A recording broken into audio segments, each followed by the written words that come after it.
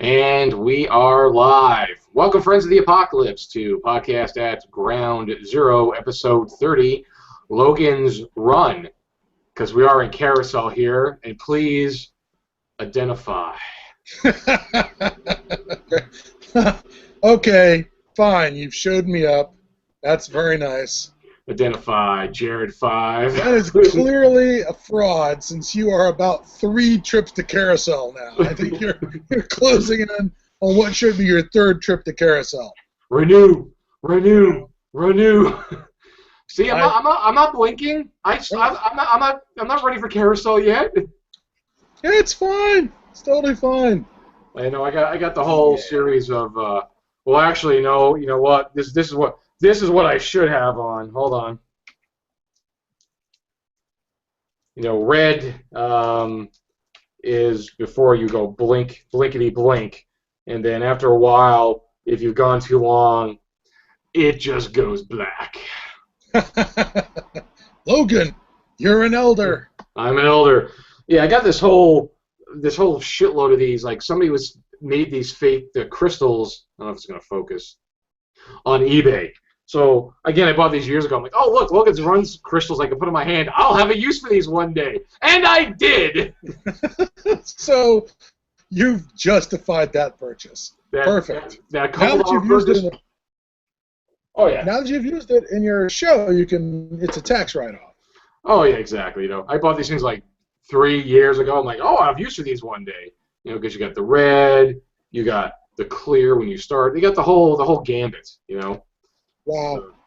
So yes, I had Logan's Run crystals. And I tried to put this on, but I don't want to put it on too high. As I have Scott saw this before. I have a nice little Logan's Run pin of like the statue of the hand with the crystal that you see in the city. Yep. So when I was telling him a number of years ago, one of our few friends that still turned 30 because we're all getting old, I sent it to her on her birthday. So. And I made this card with an image of the carousel, and I used because I found out what her sign was, because that's when her birthday was, and I put blah blah blah, year of the city. I changed it all. Oh yeah, so Capricorn. Yeah, it's always Capricorn, year of the city. Yeah. The calendar in the movie. So whatever her birthday was, I think it was January or February. I got her sign. I'm like Capricorns, year of the city. Put the her year, date of birth. I did the whole thing. I did the whole Logan's Run thing. I think she liked it. I don't know. It might have been a big waste, but I was like, hey, Well, it's not funny when it's happening to you. Remember, it's tragedy.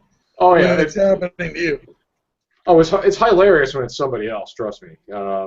Yeah. Because I passed carousel a long time ago. So yeah, as I said, we're closing in on our 2nd trip to carousel. 3rd trip if you go by the book. Yeah. Do the cracks in your face? Does it hurt? Does it hurt? Thank you, Jenny Agutter. Yeah. No, fuck you, you little whippersnapper. No, Jesus. It doesn't hurt, you bitch.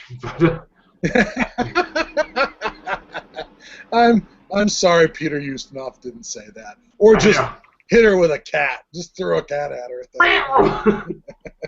Well, he was a crazy cat man. So he was. He pretty much beats any crazy cat lady that has appeared on screen. Yeah. Now, I have got the entire House of Representatives filled with cat poop. You gotta imagine it smelled like a litter box. I'm not. It's a good thing that scene is not in smell-o-vision. Oh my God, that would be heinous. Yeah. My camera is so out of focus. Yeah, you're out of focus, dude. I know. It's because of the crystals. You fucked it up with. It's throwing it off. All right, I'm a little fuzzy this week. I don't know why. I hate. Sometimes this shit works perfect. Oh, it just changed focus right up to your fingertips. Okay. So now you're even more out of focus. No, actually, now it's fine. I have to focus in close for it to feel to do. Then it now it's fine. All right. Anyway, all right. So, folks, enough of our randomness. But no, it was relative. We're showing there the little crystal pack. Yay! My nerddom paid off, and So we're talking I'm about. gonna point out. I'm gonna point out, dude. What? You bought jewelry. You bought jewelry. What's that? What's that you got in your left hand, sir? Oh, this is a contract. Oh, it's a. Thank you. It's a contract. This is a contract. This is a visual sign of my contract. Yep, you too, buddy. Yeah. So, anyways. Actually, you witnessed my contract, so. Yes. Well, you know, there was an invitation. There was an open bar. How could I say no? Of course. I am allegedly a professional writer. So if there's going to be free drink, I'm going to go there. So, anyways, on to Logan's Run. Well, before we go to Logan's Run, we have a couple of bits of in the news, some things I would like to share that I've come across. All right, let's hear it. This week. Number one, I discovered that there is a new role-playing game coming out called 77 Worlds RPG.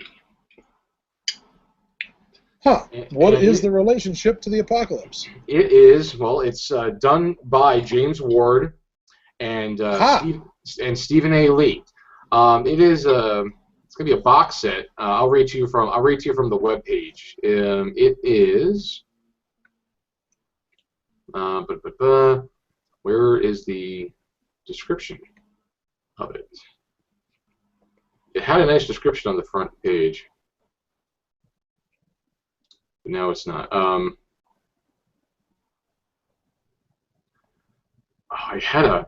It's apocalyptic. What the fuck is that?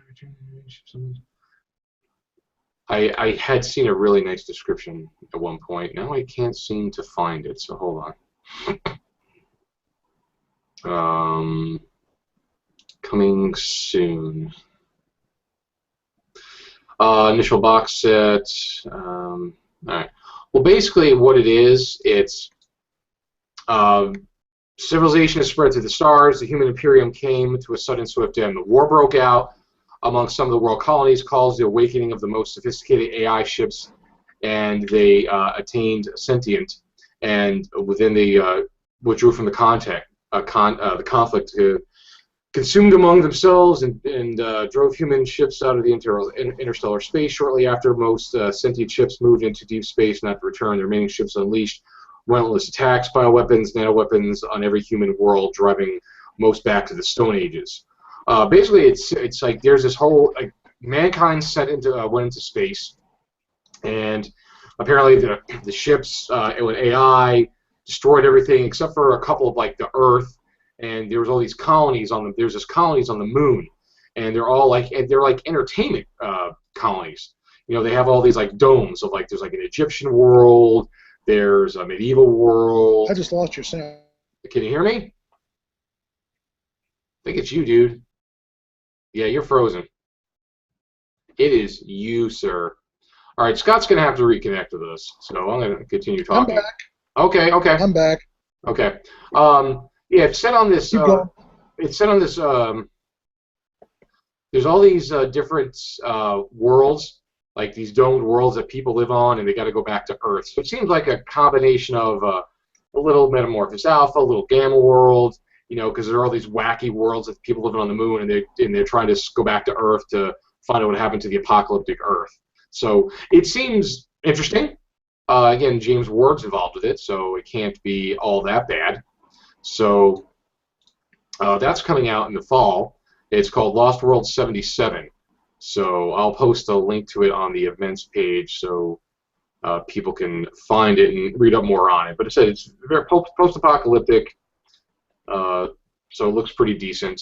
Also, let me pull this up here, was contacted. What was that one book that was coming out, the Canadian apocalypses that you were talking about? Oh, Fractured Futures, I think it was, or boy, I'm not remembering it all of a sudden. Now I feel like an idiot for not remembering it. Sounds like a job for to the Googles. It should be. Let's see here. Let me open the conversation here. Fractured Tales of the Canadian Post-Apocalypse. Yes. Apparently, the author Sylvia She is, Morano Garcia. yeah, she's the editor. I mean, she may have a story in it as well, but I think she's the person who put the whole project together. Okay, gotcha. She contacted me on Twitter and wanted to see if we wanted some review copies. So I said absolutely. So I sent her my information. So we'll get some review copies to read, and we'll review it on the show. Oh, excellent. Hey! Again, not enough Canadian Apocalypse. No, and apparently we're popular enough that somebody wants us to review their book, because apparently they think we have some kind of influence. But hey! We got our first fan walk-up at Gen Con this year. Yeah, I was going to get to that, but let me tell the story, okay? Okay. Just because it happened to you doesn't mean that you can tell it better than I can. Because that's sort of the whole way I operate, is I steal other people's stories and wind them up so they're even better. Yes. But so we got contacted, so we got that coming. We're going to be contacted by Sylvia to do a review of that. Plus, I also got contacted on the YouTube channel by, and if I could find it here, let me go to YouTube. I got to go to the messages, sorry. I got contacted by the gentleman, my channel, and where's my messages? They move things around and don't make it very easy to find anything anymore, which I really despise. You really love. That's your favorite thing. Oh yeah, it's like, why can't I find things easier? Here's my messages. Fuck you. His handle is just CNC. Was it one of the dudes that talked to us a game about Dark Revelations? Was that the guy we were talking to about his game at Gen Con? I'm not recalling. I'm not. One of the guys came up to us, said he watched the show, and he has a post-apocalyptic game that he has coming out. Oh, yes, you're right. Dark Revelations. So he dropped me a line to see if we want to take a look at it. So I told him, I said, sure, we'd be glad to take a look at it. So apparently, yay, we're coming into it because people want to send us stuff. So swag. People want us to look at stuff. So anyway, so that's the only news I got. A game coming out by James Ward again. So again, I posted, guys, check it out. And we had our first walk-up fan. What happened is I was sitting in the booth, and Mr. Glancy was out running a game for Delta Green. Now, somebody came by the booth and went, "Hey, you're that guy from Podcast at Ground Zero." Now, mind you, it was probably a 12, 11-year-old kid. Okay? Yeah. So yeah, I met him later, and I don't think he's any older than 12. Yeah. So he's like, "Hey, you're the guy." And I'm like, "You watch the show?" He's like, "Oh yeah, blah blah blah." Started talking to me. The guy was real nervous. So I started, talking to the side of the booth. He wanted to shake my hand. He wanted to take a picture. So I took a picture with him. I was like, "Okay." He's like, "We're famous. I'm taking pictures with 12-year-old kids who follow us on the internet." And so I said, "Hey," "you want to get a picture with Scott? He'll be back later." And he goes, kind of puts his head down and talks under his breath, "Oh, he's better." So I went from the height victory is mine. I went from the height of elation, like, "Wow, he likes our show. This is great." "Yes, Scott's better." Boom! Right into the mountain. Crap. And I basically was like, "Okay, I'm done with you. You can go now." Don't be mean. He's gonna watch this show. He came back and talked to me, and he and his whole family were wandering the convention floor. But yes, I will just say, sir, I'm sorry I didn't catch your name, but thank you for sticking a pin in Jared just a little bit. I know it was unintentional, but it was kind of accidentally awesome. So good work, kid. Yeah, because apparently everybody loves you because you just talk and talk and talk, and apparently I'm an idiot and I don't know anything. No, you bring all the props. You're like a prop comedian, I'm a prop comedian. Yeah, like Carrot Top. What are you talking about, Scott? I don't know what you're talking about. You're like a Carrot Top. or don't ever call me that again. Okay. I will come up to Seattle and punch you in the junk. That would be fair. I have to admit, them's fighting words. That's not something that's something you say about someone who's supposed to be your friend. Yeah, it really is. You don't call him Carrot Top. I should take that back. I am taking that back. Okay. Any other prop comedian but Carrot Top. Yeah, okay. Rip Torn or Rip Taylor, Gallagher. I will take Rip Taylor. Yeah. Wait, would I take Gallagher? Whoa. Wait, would I take Gallagher over Carrot Top? Gallagher 1 or Gallagher 2? No. There's multiple Gallaghers? Yeah, because apparently his brother does it too, and like he looks like him. Jeez. Yeah, I was unaware that there was a fake Gallagher wandering the earth, getting gigs at casinos or whatever. Yeah. He's the guy they call when they cancel. Carrot Top. Well, no, yeah. I was gonna go with what's his name from Damn Yankees, because he recently got Nugent. When Nugent, gets his gig canceled at the Indian casino because he referred to them as subhumans. Yeah. I don't know why he's angry that they canceled just because he said Indians were, not people. I was like, I don't know. It's just it's a tough world. Oh, that's just Ted. Don't worry about it. Yeah. But so we had our fan, and then we had another fan. The guy I was just talking about the role playing game said apparently he knows you or has met you at least at the film festival. That's where there was a connection, and he wound up watching the show, and he wants to the game. And I've had a bunch of posts recently from different folks on the Twitter, on the YouTube. I've been trying to keep up with that. And apparently, it's finally market penetration. We're finally arriving. Yeah, so people, apparently, people saying, hey, the show's a hoot. I've learned about that TV show and that TV show. So we're having an impact. So yay for us. What better time than for us, just as we're starting to arrive and starting to really be, what better time for us to have to go on fucking carousel, and be put down for the good of the state.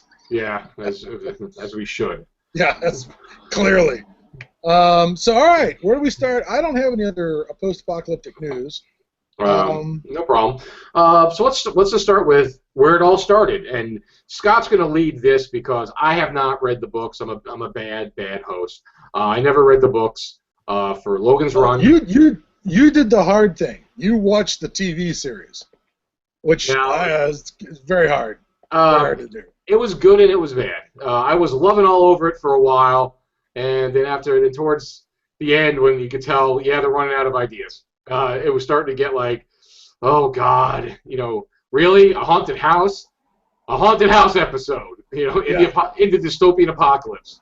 Well, that would be. Well, can you imagine how cool a haunted house episode would be if you're playing Gamma World, right? And you're playing savages, and your idea of a haunted house is a house where the AI that runs the house is mad, and there's like all this technology in the house that looks like ghosts or spirits to you because you're a primitive screwhead. That could be really cool. Oh, that would be awesome. But this is not. Yeah.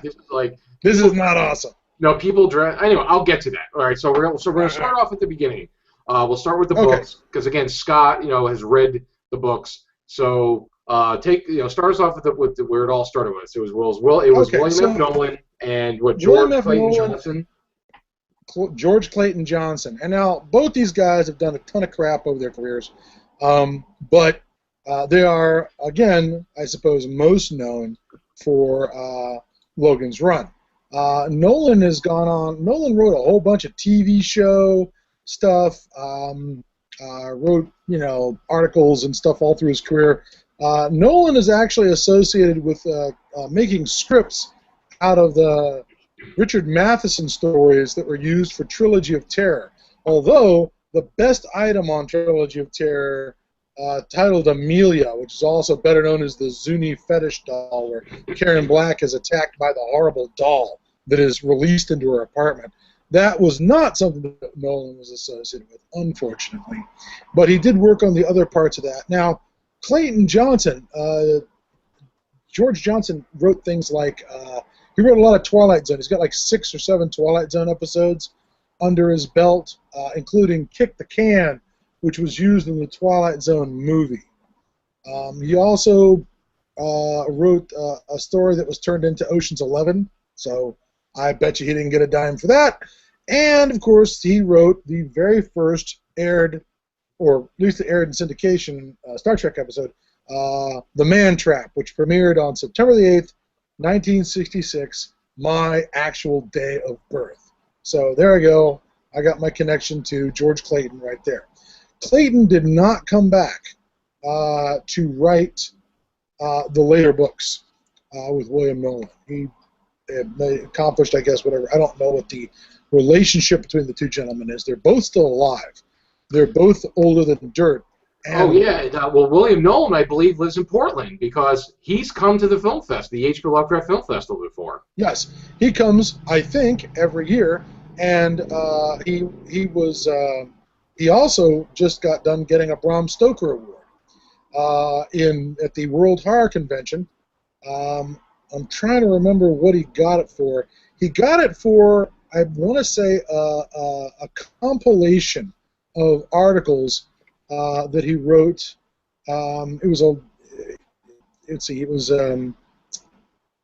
Shoot, I'm not remembering. I'm a bad researcher, but I was. What's even worse is I was there because my wife got some horror stories published, and the collection that she was in was up for a Bram Stoker. Didn't get it, totally robbed. And Nolan was there at age 86, getting. Oh, that's right.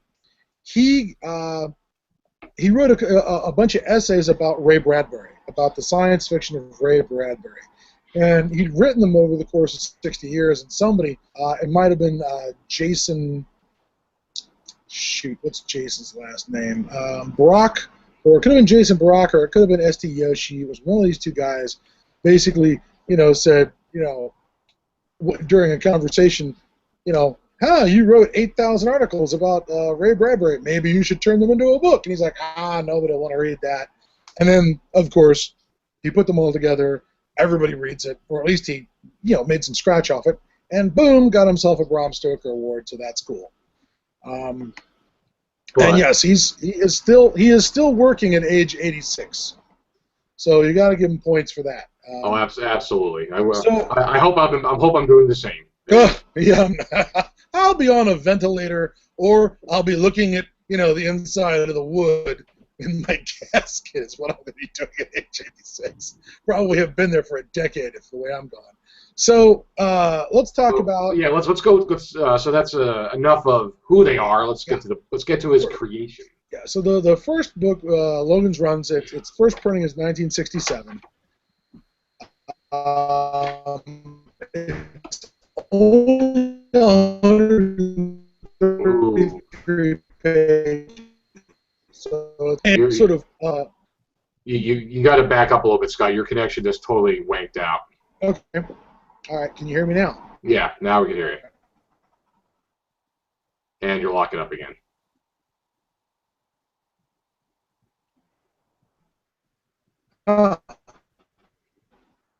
Looks like Scott's going to need to reset his connection. Yeah, here's what we're going to do. Can you hear me? I can hear you. Now I hear you fine. All right. Well, I don't know. I'm thinking I might reset the connection, and you talk about the damn TV series for. I don't know if we want to do that. All right. Let's see if we can get through this. So, 1967, short book, only 133 pages. It is definitely sort of set as the ludicrous extreme of never trust anyone over 30. It's definitely a reaction to sort of youth culture and the fetishization of youth that's going on in the 60s, where they are showing that youth is what's the word they use? That youth tested its strength in the sit-ins in the 60s, and then by early 70s, 75% of the people living on Earth are under the age of 21. Then in the 1980s, it's 77.29%, 80% in the 90s, and by 2000, we reached critical mass. And so the year.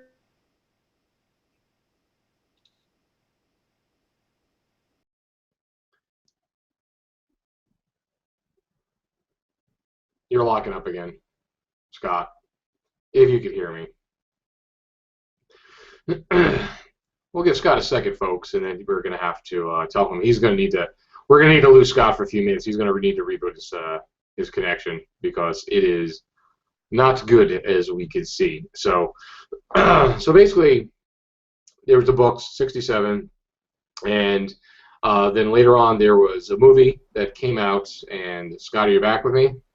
Yeah, but I'm resetting my connection right now. Yeah, you're gonna have to go do that. So, all right. So I'm gonna talk about the movie and the TV show a little bit. So the movie came out in, I believe it was, let's see here, 76, and then the TV show came out after that in 77. All right. Now the book, TV show, movie. The movie was based loosely on the book. They changed some stuff, like Scott was saying, under the age of 21. This was the age of 30. So it was kind of a condensed version.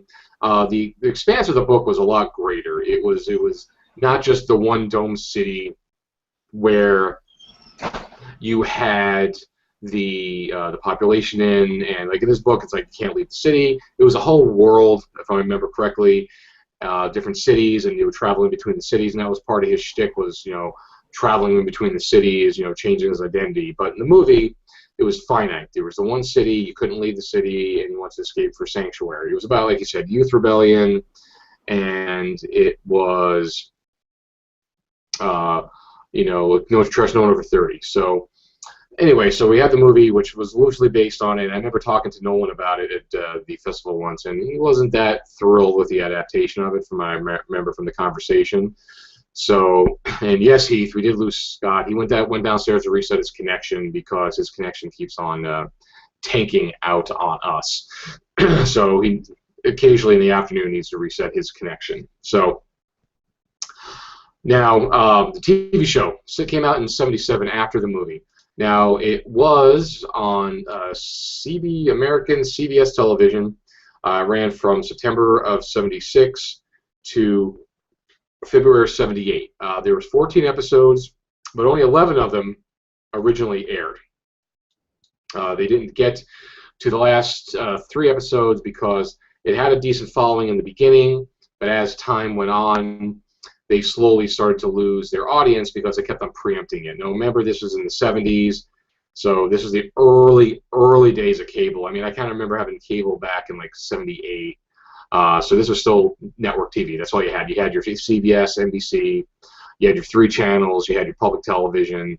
You really didn't have a whole lot. So if something got preempted, there was nothing else to watch. So they lost interest in that. So now the TV series definitely takes maybe more from the book because it goes more global. Like they actually leave the city, and the adventures take place outside of the city. It definitely doesn't have this. It starts off like they basically take the attitude of like the movie didn't happen, so they're restarting their own world here.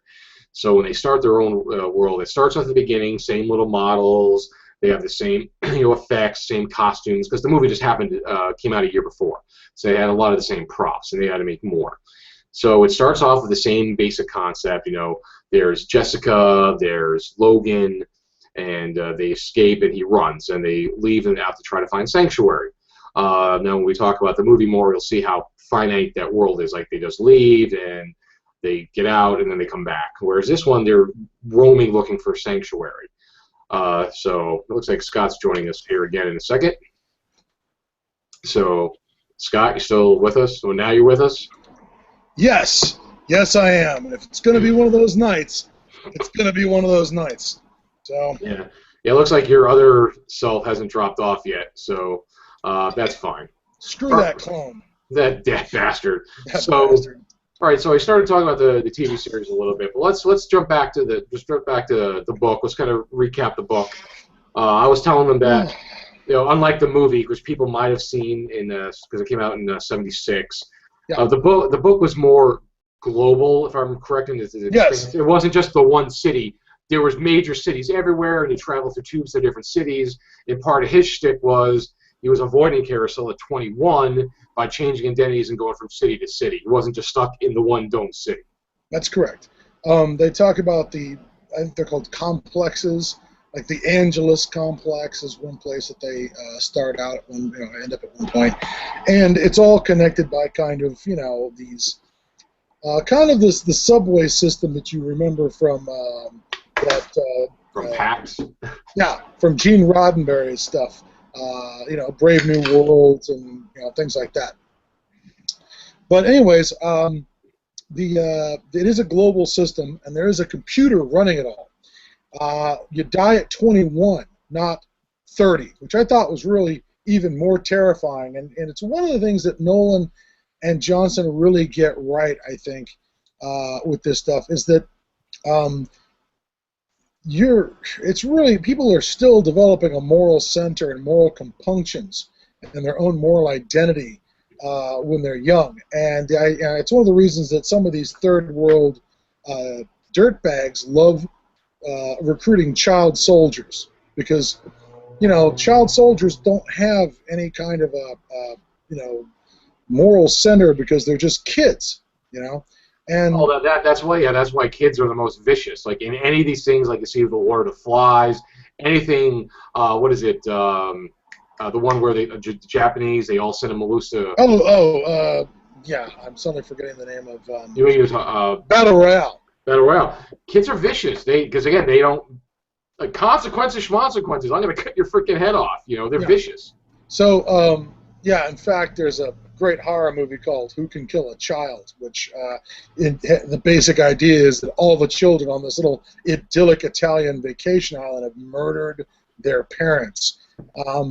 And some tourists arrive on the island because they want to see the real Italy and not the tourist Italy, and now it's a fight for their lives where they're being attacked by, darling little cute 6-year-old girls, with knives and sticks and rocks, and it's children. Ugh, don't trust them. Anyways, the basic deal is that you still have the color-coded clothing like you did in the book. You still have the palm flower. It's still Last Day. But instead of carousel, which was added, it's something called a sleep shop, where you are gassed to death with some sort of pleasure, opiates, psychedelic show gas that you go to sleep. Logan is not Logan 5. He's Logan 3. It's still Jessica 6. And it's still Francis as well. So is the concept of the whole renewal still there in the book as well? Okay. Yeah. And at some point, his nickname is a Sandman, but they're called Deep Sleep Operatives. One of the things that I thought was interesting also is the gun. And the gun comes up in the second book as this thing that Logan takes out of a box, and his Sandman gun, and it's some sort of specialized revolver, and in practice, it comes off very much like the Lawgiver from Judge Dredd. I think that maybe Judge Dredd may have pulled the concept of the Lawgiver a little bit from Logan's Run, because the weapon has all these different types of ammunition it can use, including a homing bullet that will go around corners and track you down. And if you have to pull out the homing bullet, not only does it kill you, but it kills you in the most agonizing way possible. Yeah, because in the TV series, the gun, the Sandman gun has like 3 settings, which I don't remember that from the movie. It's like they have he could do a stun, he could do just a regular blaster, just regular shot that kill you, and then there's like the highest, which is like destroy, which they use for like you can like shoot holes in walls and shit like that. So it has the one in the TV show has 3 settings, so it's a little bit back to the book, I guess. Yeah, and that there's like 6 or 7 different types of ammunition. There's also this thing called Omnite or Omnite, which is this a martial art that all the deep sleep operatives are trained in, so they're a little ninja as well. And Francis starts off in the book as Logan's mentor, who shows him the right way to kill people for the state. And he's killing people at 16. He's barely into I guess going through puberty, and he's murdering people for the state, for the computer. Yeah, that's why you have to think differently. For people who saw the movie, it's like they look older, like okay, in their 20s, they're doing it. They know these people are raised from a child to be killers. Yeah, And the Cubs are there. The preteen Cubs are still part of it, although in the movie it was like, I guess if you turn 18, you get kicked out of the Cubs. But they've moved it back so that they're earlier than teenagers. And eventually it's the deal where, Logan, his life clock goes off on life day. He runs for it. But in the book, Francis, who's pursuing him, is not his enemy. Francis turns out to be a guy whose life clock malfunctioned. His name is Ballard. He's supposedly the head of Sanctuary. And his life clock malfunctioned, so it never goes into alarm mode. So is he the one, I remember from the book, where there's something like the oldest man in the world, and he's like 30 or something. Yeah, he's 42, and he's been using the plastic surgery shops, which turn up in the movie, to constantly changing his appearance, so he'll appear young and change his identity. And part of this is, there's a big deal about how the computer is buried underneath Crazy Horse Mountain, the computer that runs the whole world, that runs this dystopia. And we're going to move in the book from dystopia to post-apocalypse, so it counts for the show. The computer's in a Crazy Horse Mountain, which is way back in the 60s. There's that Polish, sculptor who wanted to make that giant statue of Crazy Horse, right, from the Battle of Bull Run.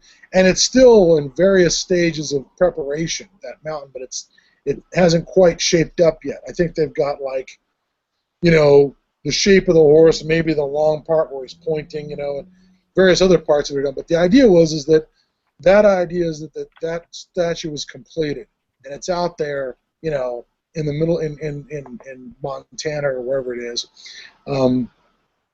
And that's where the computer is. And the computer is starting to malfunction, which is why Francis has rebelled against it. That eventually the computer is just going to screw things up until society collapses. And Sanctuary turns out in the book to be a real place. It is a place called Argos. It is a abandoned space colony orbiting Mars, or near Mars. Maybe it's at one of the L5 points, or one of those, what do they call them, Lagrange points, those stable orbit points. But it's a space colony, and Logan and Jessica get there, on board a rocket ship that takes off from Florida, to in the ruins, I guess, of some old Cape Canaveral-like place. And so that's how the first book ends. And the second book, Logan's World, comes back and things are totally fucked. The space station around Mars has been up there for years. Logan and Jessica have a kid named Jack with a Q. Ballard somehow blows up the computer under Crazy Horse, ruins sabotages the Thinker complex, but he dies, but the computer goes offline, and when he does that, it fucks the planet. And now all those cities are these post-apocalyptic settings, right, where everyone's free, but nobody knows what to do, and nobody knows how to take care of themselves, and so all the people who are laughing and giggling and having a good time, in their nanny states, are reduced to cannibalism and murdering each other, and a lot of them are completely nihilistic because they never expected to live past 20, so they clearly don't give a shit. And there's a couple of encounters that Logan has when he returns to Earth that come off as seriously Manson family, where they just, we kill people because we've got nothing better to do, And so that's the whole problem with the dystopian. Like, we provide everything and give you a joyful life, and then when it's all taken away, people go batshit because they don't know, like you said, they don't know what else to do. Yeah. So one of the two big things that are going on, I guess, is in Logan's World is when the world goes to pot because they killed the Thinker. Boom! No more supply runs out to Argos, and it wasn't self-sufficient yet. So the population out there starts to crash, and there's a plague on a space station, and you can imagine how well that goes. And so the runners are all dying on Argos. And so they draw straws so you can take the last shuttle back and try and get back to Earth. And Logan and Jessica are amongst the people who go back and, tries to, start a new life with people who have adapted sort of in an American Indian kind of way to living off the land. And these people from the city show up and wreck their idyllic life and kill his son and kidnap his wife, and he's got to go chase their asses down and murder them, and get his wife back. And the big, I guess, the sort of the big villain of the piece is Grant, who has arranged to have these refugees from the cities crash Logan's life because he's an ex-Sandman, he's an ex-Deep Sleep operative, who, oddly enough, the thing I always remember about him was, that was an odd detail, that all of his teeth, back when you could have anything done, in the cities cosmetically or jewelry-wise, all of his teeth are cut from rubies. So he has these crystalline red teeth in his mouth, which I can only imagine look pretty weird since the main character, because he's also African American, so there's this red teeth and the dark skin, and he's a Sandman who wants to fix the world, that everything was fine back when we lived to be 21, and he got to kill anybody he wanted to, and the Thinker took care of everything, and he wants to sort of force Logan into helping him to, rebuild and make it all work again. Yes, and it's sort of in the standard, and in the style of kind of an old gunfighter movie where the gunfighter's put his gun away, and all this shit starts, Logan has to go and open the box and take out the gun, which he will then take on this, revenge and murder spree that he will not commit across the post-apocalyptic world in order to both get his wife back and prevent the Thinker and the system from being turned on again. Now, I read both of those. I did not read Logan's Search, because Logan's Search, as I read about it, was basically aliens show up and send Logan to an alternate version of Earth so he can do the whole fucking story again, only with different choices. Yeah, that doesn't sound good. No. The first two sound great, but then alien. Well, I wish I had a picture of the guy, the standard Mimi. Aliens. The guy with the fucking hair. Aliens. That douche nozzle. Yeah, so unfortunately I never bought into the alien thing, so I never, I just didn't go back to it. Now, just like in Deathlands. Oh, it was just all aliens. Yeah.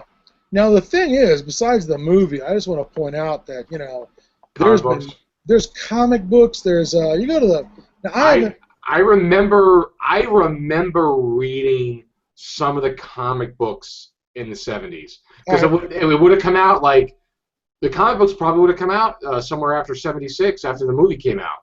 Absolutely. They're heavily based on the movie. They adapted the movie story, and there's only 7 issues of the Marvel comic. Now, from 1990-92, Malibu Comics also did Logan's Run and Logan's World, adapting them into 6 issues each, and published them as well. There was a hardcover Logan's Run annual based on the TV series that was published in Britain by something called Brown Watson in late 1977, dated 78. So there's been a couple of comic books. Yeah, I totally, because I kind of did some searching with YouTube and saw the covers, and I'm like, yes, I remember having the comics, because I would have been like 7, 8 years old, so I kind of remember having the comics, Yeah, I remember seeing them. Yeah, they totally ring a bell. I probably had a couple of them. I might have read a couple, back when you went to the Five and Dime and there was the metal rack that they spun around. Yes, because when we used to get our comic books there, as opposed to these comic book shop, which they didn't exist back then. You got it at the drugstore.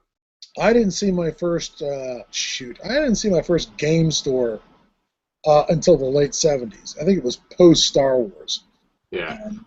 I discovered my first game store in probably maybe 83. That's a tough question. Now that I'm thinking about it, I went there because I hold on while I nerd out for a second. I got my first dose of... Nerd out on this show? I got my first dose of Dungeons and Dragons from a teacher at school, in the 5th grade. Indoctrination. Indoctrinated by the woman who was teaching the advanced, students courses at the grade school at 5th grade, and 5th grade for me would have been 10 years old, so that would have been 76. So it would have been just before Star Wars. Just before Star Wars. Yeah, it was a game store the size of my office here in the house. It was tiny. No, but anyways, well, you know where I got my first. I got my first basic Dungeons and Dragons set. Not the red box everybody calls it. This is before they came out with the stupid red box. It wasn't the original blue box. It was the ones that came in between, which had the chick wizard and the fighter fighting the dragon in the water.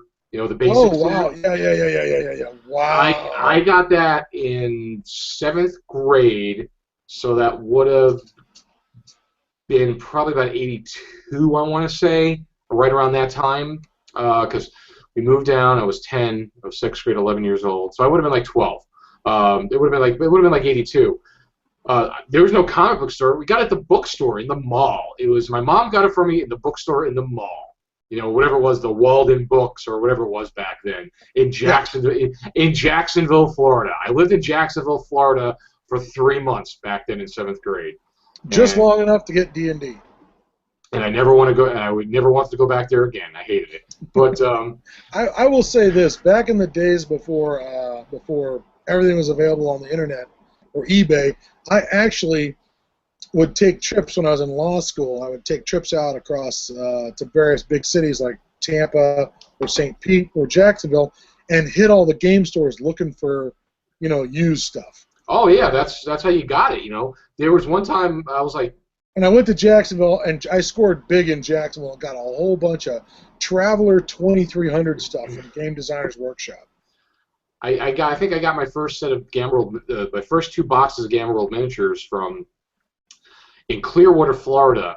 I was visiting my father and my grandparents, and he took me to this hobby store. I mean, it was a hobby store, okay, filled with narrow aisles with models, remote control airplanes, cluttered, and he had like a little section somewhere in the middle with some gaming stuff in it.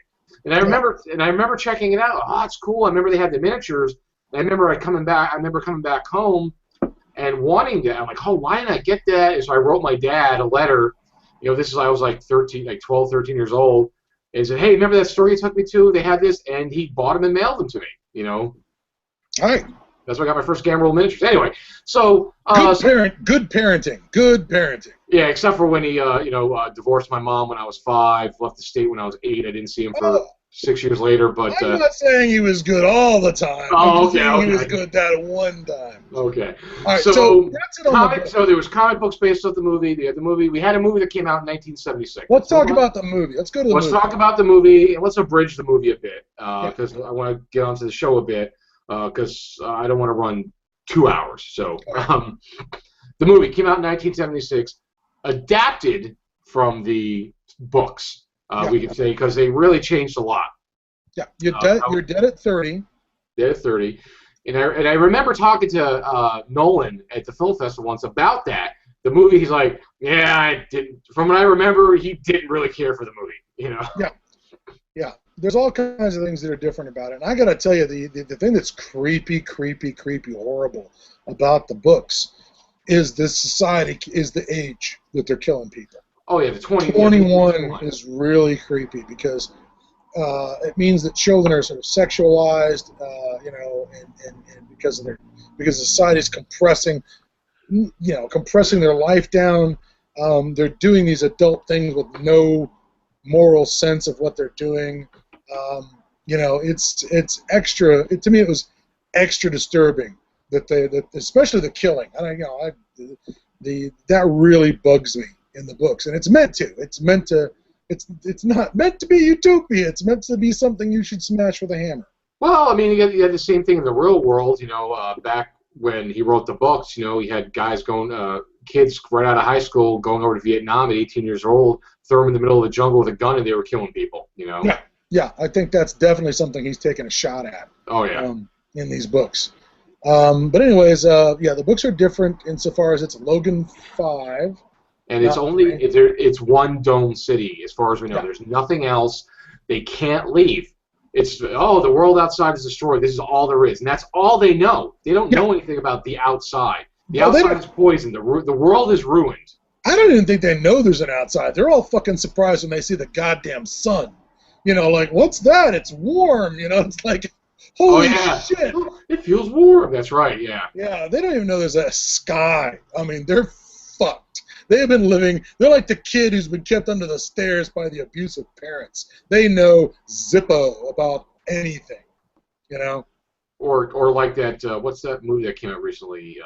Sunderland Experiment. Dogtooth? Oh, I haven't seen Dogtooth. It's like the parents that isolate the children. You know, like they would see an airplane go by. What is that? Oh, it's just a toy. And they would like, when they weren't looking, they throw like this toy plane over the fence. They go, look, see, it was just a toy. Weird, really crazy shit. Anyway. Oh my God, that's horrible. Yeah. So that's really horrible, man. Yeah. So anyway, so the movie 30. So at least it's a little bit longer. They're a little bit older. Same principle. You know, you died, you go to carousel, people become discontent, there's rebellion, some people want to run, they want to find sanctuary, the place that, you can live past 30, because you don't have to die. And if Jessica 6 eventually coerces Logan 5 to go with her, because they have all the same things, like they have the Cubs, you see all that, they talked about all that stuff. Francis is around, and she gets him to leave with her, to run. Actually, no, I take it back. She talks him into it because the computer wanted him to find out about Sanctuary. So the computer, I missed that. I'm sorry. It's been a while. Please do the computer voice. Do identify. Identify. Logan 5. But I said it before the show. That computer was kind of breathless. That computer always sounds like it has just been freshly fucked, and it is just laying back on some pillows going, oh my, I have the vapors. Logan 5. Yeah. Tell me about it. So the computer, because of his interaction with the runner and finding because he finds the Ankh. That's their symbol for Sanctuary of the runners, the Ankh. Yeah. So he killed the runner. He found that. The computer wants him to find out more about this. So basically, it bucks his clock, sets him forward, makes him... You're going to go undercover, Logan, and the way to go undercover is we're taking away the next 4 years of your life. Yeah. Or however many lives is. How many years ago? All of a sudden, blinky, blink, blink, go find some runners. And I'm like, and there's that question that Logan asks. Query, do I get my years back? No answer. No answer. Apparently the computer can't lie to you, but it can just not fucking answer. Oh, yeah. So then also he's fucked, and also Carousel is different. Carousel is it's called Carousel, how they die. It's this thing that they stand around, it spins, it floats them in the air, and they're shot dead with blasters, like lasers. Yeah, they explode. People explode, which blow them up. Now, I'm all in favor of the sort of arena thing where everyone's standing around going, wee, it's such a good thing, that's fine. But I gotta admit, the whole exploding thing didn't seem particularly resurrection, because the idea is life day you start over, and I don't remember from the books whether you start over if you just fucking die. They just admit you're dead. But there's a religion, a state religion in the movie, that you will die and you will be renewed and you will come back, and it's a big fucking shell game lie. Yeah, reincarnate. You'll be reincarnated. You'll come back. And there's also the implication that I think that nobody's having children. That everyone's having. They go to the creche and they look at the babies that are in there, and Logan's looking at one that was made with his sperm, but he didn't have sex with anyone to make that baby. No, I think they're pulling semen and eggs from the people and just breeding them in test tubes. Yeah, exactly. Which completely kills the idea of a family unit and loyalty, maternal instinct. You don't know your parent. Your parents are the computer. Is the computer. It brings you up. Yeah. Again, blah. Yeah. And of course they ask the question, like, have you ever known anybody to be renewed? Well, of course they've been renewed, but have you ever met anybody? No. Well, so, you don't remember. Who remembers that? Yeah. Yeah. So it's kind of it's like North Korea with worse clothing but more to eat. Hey, there's nothing wrong with 70s skimpy thin fabric jumpsuits and For the mini skirts. For the women, but the men wear the exact same clothing. Yeah, it's the only guys who are dressed well are the Sandmen. But black goes with that. Oh, black's a classic. With a nice gray stripe in the middle, Yeah, I'm gonna go ahead and point out that neither of us quite have the figures to pull off those goddamn Sandman outfits. Hey, I don't know about you, but I could look like a retired Sandman. Retired Sandman. Yeah, well, I can't chase runners anymore, so I just shoot them from my scamp runabout. I shoot them from my porch. But I was gonna go with a Segway myself, but yeah. Michael York is, 8 kinds of in shape, so he fills out the Sandman suit quite nicely. Oh, yeah. So she talks him into it. They escape. They get out. Francis is chasing them. Oh, and Sanctuary is? Well, we don't know yet. No. Well, we got. Well, I'm skipping fast, but we got to talk about Box. We gotta. Roscoe Lee Brown is one of the great malfunctioning cyborgs of all time. I mean, if you want a model for the Gamma World malfunctioning cyborg that they always threatened you with, Roscoe is the ticket. Oh yeah, and his I'm trying to look up, and I don't remember his. I gotta look up some quotes. His hold on, fish and plankton and sea greens and protein from the sea. Yeah. Yeah. The buds. It's all here, ready, fresh as harvest day. Fish and sea greens, plankton and protein from the sea. And then it stopped coming. And they came instead. So I store them here, ready, and you're ready. It's my job to freeze you. Protein, plankton. So it's this robot. It's batshit fucking crazy. It's yeah. And it's like it's this big, tall, it is a box. It's like a shoebox that's 7 feet tall, silver, with 2 arms and a head coming out of it. That's really kind of what he is. And I don't know what mylar material they wrapped Roscoe's head in, but it comes off. I mean, okay, it's 1970s, Doctor Who budget sort of special effects, but the head comes off as creepy. What do they say? More than man, more than machine, more than a fusion of both. You kind of get the feeling there's something organic in there, that it's got Alzheimer's. Oh yeah, like he's some kind of cyborg. Yeah, he's definitely some kind of cyborg. He's got some kind of human. That's why he's lost it. Oh yeah, he's oh yeah. What is this fucking?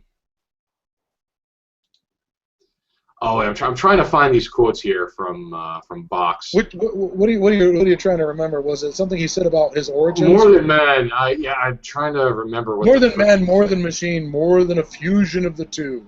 Yeah, that's what he says. More than machine or man, more than a fusion of the two. Yeah.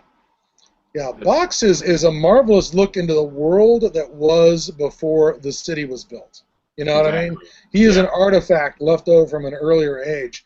And certainly as they're going out of the city and they're getting into the behind-the-scenes areas of the city and they find those big empty tanks of water, where once upon a time, I guess, fish or plankton or sea greens are bred to feed the city. Some of it's not working, or it's empty or dead. So the implication to me is that maybe shit's breaking down behind the scenes. Oh well, the city's been there for 200 years or something, So it's definitely decaying. So they meet Box along the way, and he stops basically all the runners because you see banks of frozen human beings in the complex. So they escape. They get outside, and like we were saying before, they've never seen the sun or the outside, so they're kind of taken aback by it. They're wandering around.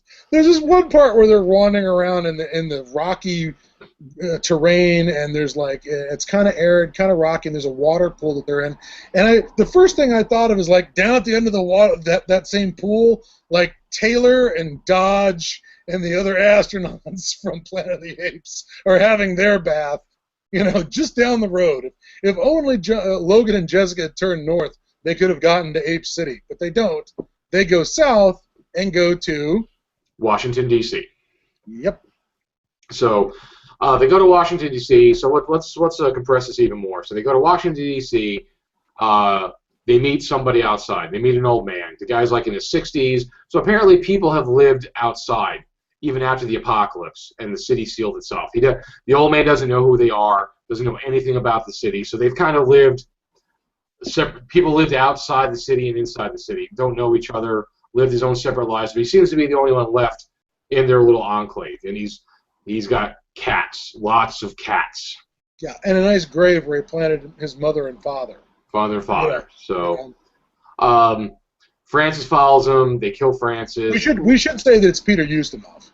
Yes. Because Peter Ustinov is awesome and spends the whole movie quoting from Cats. The poetry of whatever Cats is based off of. I'm suddenly forgetting it, but yes, he quotes from Cats a lot. Create such a fuss. His name was Asparagus or whatever. Yes. All this crazy ass shit. So, in brief, they meet with him, make friends with him, bring him back to the city because they want them to see the old person, all the young people. He wants to see all the young people. They get back, they break in, and cause the whole fucking thing to explode, basically, Yes. Eventually, somewhere inside, there's a big red button that's marked "Blow everything up," a metaphorical red button, and everything blows up. And everything blows up, and then the movie ends. So, we don't get as much detail because, again, spoiler alert: the movie's 37 years old. If you haven't seen it yet, then sorry. But if you could, I will say one other thing. The fight between Logan and Francis in the chamber of the chamber of the Congress or yeah, something. the Congress. Yeah, it's. I don't think they're in the Senate chambers. I think they're in the House of Representatives. That fight is actually pretty nasty and brutal. You know what I mean? Oh, flags, flagpoles and beating each other with pieces of wood and shit, and it's very primitive because he doesn't have his gun anymore. So I always remember that they would edit out how much Logan beats Francis with that flagpole at the end to put him down. Boom! Because it goes on for a while, but when I'd see it on television as a kid, they'd take out the 5 or 6 times. He'd bludgeon him, because he beats him to death. Because it's ruthless. Yeah. It's ruthless. So the movie is very different, a lot of differences from the book. And then after that, with the success of the movie, they created the TV series. Now, the TV series, I guess, takes a little bit back to, like I was talking about a little bit earlier, I think takes maybe a little more from the book because there is an outside world. And apparently the computer knows about it. And it's the movie, the TV show ignores the movie. The movie didn't happen. Okay, there's nothing to do with it. It's the same world but a different world. What happened? Reboot. It's a reboot. It starts off the same carousel, a runner, they escape and they get out. Okay, but they go to the outside world because they're aware of the outside world. They know there's an outside world. Oh, look, it's just poison. The air is poison. We can't live there. And apparently, there's patrols outside with Sandmen, so they're aware of the outside world. They have ground cars, which I posted pictures of those. Yes, they are dead sexy. So the car that the Sandman used is the one that is in the Tom Petty video. The more of the dome car. That's the ground cars. So they escape. They know about the outside. They're more cognitive of the world outside, and they're looking for sanctuary. So that's different right there because they're aware of it. There's also other things in the TV series that didn't have in the movies. Like there's actually old people in the city. They're a council that controls the world. They're always looking for people to take their place. That's there for a renewal. So they send out. If you want to live past 30, you must serve the council and get elected, and they'll bring you on board the council. Other than that, they're always looking for people to do that. So because it's a controlled society, they have a fixed amount of resources. So that's why they kill people at that certain age because people are born to keep things in balance. So, but they escape to the outside world, and the TV show, at least in the beginning, towards the end, it gets kind of weak. Like I was telling the folks earlier, only 11 of the 14 episodes aired. because it had strong ratings at first, but then they kept on preempting it, so eventually dropped the ratings and they dropped the show. Does the collection include all 14 episodes, including the? Oh yeah, the TV show right here. Yep. Has all 14 episodes on it, and it starts off pretty decent. It's okay. The show is very gamma world because they're running around outside. People there's societies. There is groups of people all existing independently of the dome cities. It's something they don't know what it is. There's other dystopias. They run into other places. There's dystopians, and then there's not dystopias. There's just ruins. The thing is, the characters have a little too much knowledge of the past and the outside world to make me comfortable. It's like, oh, it's a blah blah blah, and oh, we can figure this out real quick. They seem to have too much knowledge of living in an isolated city for their entire lives and have any knowledge of the outside world. I thought that's why they have Donald Moffat along, because Donald Moffat is the android. Oh, he doesn't come in. He comes in, but even before that, they still have too much knowledge of the outside world. Do they just start that hovercraft up that they find on their own, or is that? They figured it out. Yeah, okay. Because it's like, how does this start? Because he has a light. Oh, look, the light makes it go powered on. Let me shoot the window out. Look at all the light. It's solar powered. Yay, we figured it out. It's too convenient the way they figure shit out. Because it's 70s. Well, at least I'm going to give them points though for the solar power thing, because otherwise someone's going to be asking, how come this thing hasn't run out of power yet? Oh yeah. So it's nice that they had that little bullshit, Deus Ex Machina to fix that problem. Well, that's what Donald Moffat's character is. He is the plot device, the Deus Ex Machina, because if something can't be answered, let's ask the android. He knows everything. So if it can't be fixed, call the android. Yeah. So they pick him up later at the end of the first episode. Now, when they first get out, there's and just in case people don't know who Donald Moffat is, you should give the Thing reference. I know you gentlemen have been through a lot today, but when you have the time, I would not like to spend the rest of this winter tied to this fucking couch. So that's Donald. If you're wondering who Donald is Commander Gary from the awesome 1981 The Thing. The Thing. So, but when they get out, there's these isolated little societies. There's like a cryptic alliance, like these people in these leftover uniforms from somewhere with laser guns, and they look like Knights of Genetic Purity kind of guys. So there's the whole thing is very Gamworld, because then they've come across this city that was built by the Masters, and apparently some survivors. They built these robots. These robots built this city. They all died. So these robots have been waiting to serve people, and they come along. And that's, of course, where they find Donald Moffat's character, who's an android, who's sentient and has intelligence, as opposed to the robots, which are just servants. And he joins them on their wacky adventures. And the whole time, Francis and the Sandman they're roaming thousands of miles outside the fucking city to track them down, and it's like, well, what about having these people leave? It doesn't make a lot of sense, Well, I'm presuming that when the Sandmen who've been sent out to track them down get back and say, hey, we got them back, and they execute Logan and Jessica, then the good news, then the reward for having been good Sandmen is probably to wipe memory. Executed. Yeah. To be executed immediately so you don't contaminate the city. No, supposedly I think they're going to wipe their memories. But the thing is, they even have later on you see they have patrols outside the city to look for. So it's But Sanctuary is a real place, right? Sanctuary is a real place in the series. No, they never find it. They're always looking for it. But it's the goal. They never prove that it's nothing. They never prove that it's a meat locker run by a box. Yeah, no.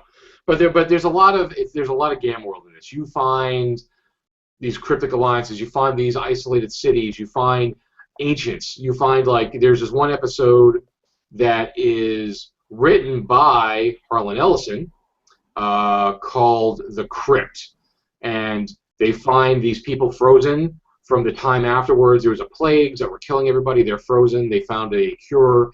and they wake them up. Part of the cure is destroyed, so they have to make choices on who's going to survive, because these are all people like, the best robotics engineer in the world, the best architect in the world, the best doctor in the world, the best telepath, because the world collapsed in 2119, and this is 200 years later after this major nuclear war.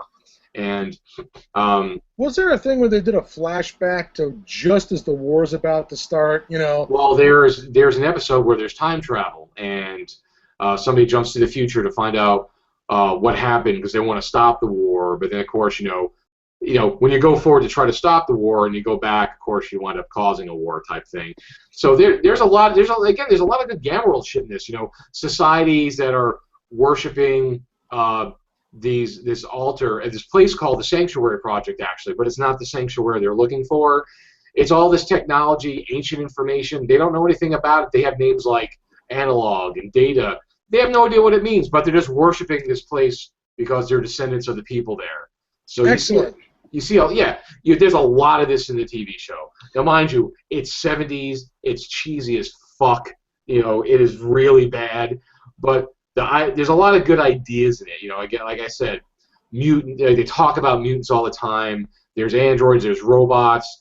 Do we get any mutants? Do we get any amusing mutants? No amusing mutants, but you find all these. The Kriegs don't show up again because who doesn't love the Kriegs? No Kriegs, but there's all these societies. Like, here's this society that grew up around this psychiatric hospital. There's this Arabic society that's there.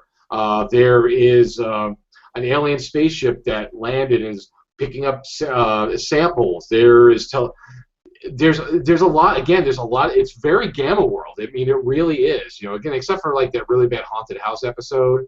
And you mentioned that there is a haunted house episode and how awful it was. Oh, it's just so bad. I'm sorry. It's just terrible. It's an episode. It is called Night Visitors. The runners stop at a house haunted by spirits from another time. Jessica is captured so that one of the spirits can use her to replicate as a replicant of his dead wife's spirit. It's just, some of them are really bad, okay, especially towards the end. I was saying before we started, that I can't think of anything cooler than an episode where you show up as primitive screwheads and you encounter a high-tech Gamma World house where, the holographic interface with the house, appears to be a ghost, and the technology does things that appears like magic, you know what I mean? Or you're trapped in the house because the house thinks that you're a burglar. All kinds of stuff like that could be incredibly cool, but we don't get that in this episode. We get real-life stupid ghosts. Yeah.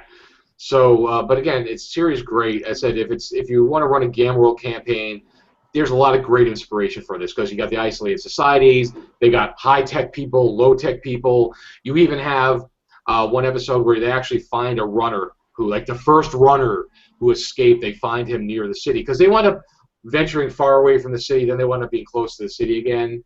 He set up this whole little society, found this computer, got it working. These people were primitives, farming, and he's the provider. So you get a good mix of high-tech, low-tech technology. You get this one where these people are trying to perfect humanity. They create this beam technology that separates the good and evil, and they have the outcasts who are evil, and the good and the positives who are the good people. So you get a lot of that. A lot of sci-fi. If you can pick it up cheap on Amazon, it's worth watching. It may also be on one of the Hulus or the Netflix or something like that. There's too many episodes to really get into deep on, and there's 14 of them. But as I said, my brief overview of it, there's a lot of good one. There's even one that I said there's time travel. There is aliens from another planet who are trying to jump back and forth, trying to populate. They have like matter transmitters, and it's Donald Moffat's the android Rem, and he's the answer to everything. He could neutralize force fields. He has devices that could turn this off, turn down. He could fix anything. If there's a problem, just call Rem, because he'll fix. Doesn't he have a hatch in his stomach as well? I don't remember that, but he's always like you open him up and you pull his shirt up and there's like a hatch. You open it up and fiddle with the dials and. occasionally he breaks down or. Oh yeah, he's always like pulling his clothes off and I'm not a robot. I take offense to that. I'm a highly sophisticated blah blah blah. It's kind of cheesy, like I said, but he's clearly the Spock. I mean, they're Spocking up with him. He's clearly meant to be the Spock of this franchise. Oh yeah, he's totally the Spock. It's so he has the answers for everything, and he actually works out sometimes because they have situations where they can't. Maybe they're poison gas and he could not be poisoned, or they're stun him. So it's convenient, but again, it's pretty cool. They find some ruined cities sometimes and ancient technology. They find bunkers. So there's some cool shit and there's some bad shit about it. All the things we want in our post-apocalypse. Yeah, it's a game world camping. It's a little wahoo. It's a little ridiculous at times, but it's good. It's a good series. Even Nancy was watching me watch it yesterday. She wound up I was watching it when she was cooking dinner, and then she got enthralled, and she's like, I'm actually starting to like this show. I'm like, that's a bad sign. It should worry you deeply. Yeah, exactly. She was watching it. I'm like, she's like, it's just drawing me in. I'm like, yeah, it does that. That's why I said I've watched 6 episodes today, and I want to watch more. So it's because I was doing some binge watching over the weekend to kind of at least get most of them in. So after Planet of the Apes, and this was one of the big apocalyptic or post-apocalyptic dystopias that we have, certainly in film. It ranks up there with Planet of the Apes, with Omega Man, with Soylent Green, as all the places you don't want to be living. Yeah. The future you don't want to go to. Yeah, and this one is definitely more the TV series is definitely the dystopian apocalypse because they have this dystopian city, but it's not so much like the movie, which has nothing else, or the book, which there's a dome city, the city of domes as they call it, looking for sanctuary, and they as I said, there's a whole world out there that doesn't even know they exist. They all have their isolated pockets, and there is one cool episode.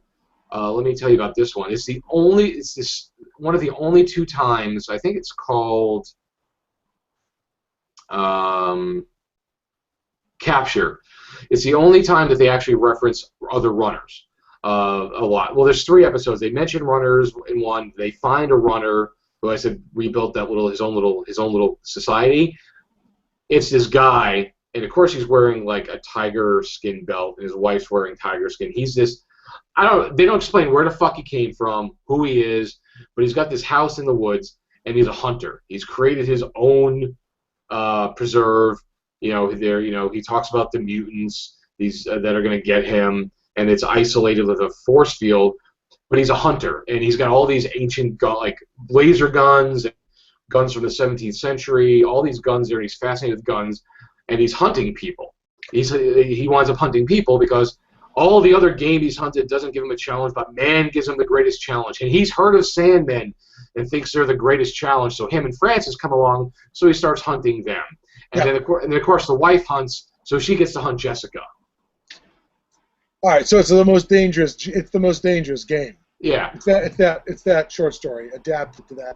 Because but they do actually reference other runners because in their trophy room, there's a plaque with 5 or 6 Ankhs.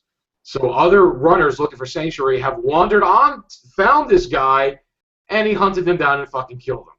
I don't suppose he's played by William Smith by any chance, because that sounds like the kind of 1970s role that William Smith would end up doing. Nope, the hunter is a hunter named James Broden, played by Horse Bushholes. Horse Bushholes. There's a name for you. Jesus. A German actor, best known for his English-speaking countries for his roles in The Magnificent Seven. He played Chico. He's the German guy who plays the Mexican kid, the young Mexican kid. Holy crap! I did not know that he went on to be in Logan's Run. That's hilarious. So he played the hunter there. Plus, you mentioned our good friend William Smith. Of course he's in Logan's Run. Come on, TV series. All right, what does William Smith do in Logan's Run? You got it. He plays in the episode called Half-Life, the one where I told you that they split the persons into the positive and negative, and he's the leader of this society. So he's the positive one, and of course the negative one's out there. He's all rough looking with his big arms showing. It's like matters like this are settled by hand-to-hand combat, you know. So, well, our friend Will Smith's in it. He's in a lot of Apocalypse. He's in the Planet of the Apes TV series, Logan's Run TV series. He is in Ultimate the Warrior. Who knows what else? William Smith is everywhere. Oh, Hell Comes to Frogtown. Hell Comes to Frogtown. Yep, he's in that too. So he's like. Does Red Dawn count as post-apocalypse? It's during. Yeah, fair enough. So Bill gets around. He does get around, and he's fucking 80. He's like 81 years old. I want to meet this man. I want to meet him. I bet again, 81. He's still kicking our ass. He's a friend of the apocalypse. He's been in a lot of post-apocalyptic stuff. You know, he's just. Well, the place to do it, my friend Rita goes down to California on these trips where they go to these huge conventions that are nothing but celebrity signings. Right? You go in, and she's gotten William Smith's signature, Mako's signature. I mean, the list goes on of all these guys that we remember from films from the 70s and 80s who are not superstars, but were the guys that our childhood, you know, they were the workhorses, man. You know. Yeah, exactly. So there. Yeah. So yeah, again, he's all over it again, playing William Smith. So, and then there's a lot of other like known faces that pop up in that show here and there. You know, there's a lot of 70s actors you'd recognize, like, oh, I recognize that guy, oh, I've seen this guy before. So, Logan's Run TV series, Gamma World, the TV show. As much as you could do, you know, except you don't have a lot of the crazy, you don't have the mutants and stuff like that. But it could be a very good inspiration for somebody running, you know, a first or second edition campaign, I feel. Okay, cool beans. So worth the check out. So that's Logan's Run in a very large nutshell. Let's see here. Next show, 2 weeks. Since we, you know, apparently we're runners now, so we're past 30, and so episode 31. Originally, I wanted to do a show on music. Apocalyptic music in the apocalypse. So what we want to talk about is not just, you know, what kind of music would they have in the apocalypse. That could be a very brief topic, but also music that is inspired by the apocalypse, because there's a lot of bands out there that have written music. You know, REM, Duran Duran, Planet Earth is about the apocalypse. There's a lot of music out there. There's a lot of metal out there that's about the apocalypse. So that's what I'm kind of leaning towards. I don't know if we're necessarily going to get as long as a show as we normally do out of that, but we'll think about it, and we may change our minds, folks. But this is what I'm leaning towards. I'm all in favor of that, and if we can get Will or Clint in here as well, or somebody else who can throw around some other opinions, we can fill out a full hour. But you know, if it's less, that's fine too. And that's something else. If you're looking in the comments or whatever, when we start putting up the show notes and, you know, for announcing that episode, for God's sakes, throw your suggestions out. We'll read them. You know, we'll either, you know, ignore them or make fun of you because you suggested something we didn't like and our opinions are the most important. Or we'll go, my God, why didn't I think of that? And we'll. Oh yeah. So I wanted to actually have Vorhola on this show because he did something for a conversion for one of the game systems for the Logan's Run TV series, and he watched all of them recently. But he's in the Mediterranean right now. He's been there for like 3 weeks. He's like spending a month in the Mediterranean, going to Crete and Kos and stuff like that. So I couldn't get him on the show because he is out of the country. He has a life.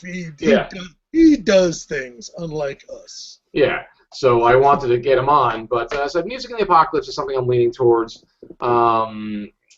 We could always do something else. I don't know. We'll see. We're probably going to do that. Also, one of the things I was thinking about is I got to reach out to Mr. James Ward again, because now he has another game coming out that's post-apocalyptic The problem was he reached out to me a while back about being on the show, being interviewed, and we'll have to do it. We'll do it as a real interview. Like we'll get questions. Me and Scott will work together, get questions down ahead of time, get it to him, so we, so we don't blindside him with anything. But the thing is, he doesn't have a webcam for the computer, and the thing is, Google Hangout Live, you can't call in. Now, if we were just doing a Google Hangout, you could call in by phone, and we could have done that, and I could have recorded it, but it would have been a little wanky, right? But I prefer the live format, so I'm going to contact Mr. Ward. I've been leaving him alone because he was recently ill. Remember, he had a heart attack. He was in the hospital, but he's been out for a while, and I think he's on the mend. He's doing a lot better because he's been doing a lot of his work for the Metamorphosis Alpha Kickstarter. So I'm going to reach out to him and say, hey, listen, we want to have you on. What kind of computers does he have? Because I said, I'm gonna buy a freaking cheap webcam. I could get one for like $20-25. I'm just going to mail it to him. Worst case scenario, we give him the question to answer. He writes down his answers, and then you'll be the interviewer, and I can do a dramatic reading as James Ward.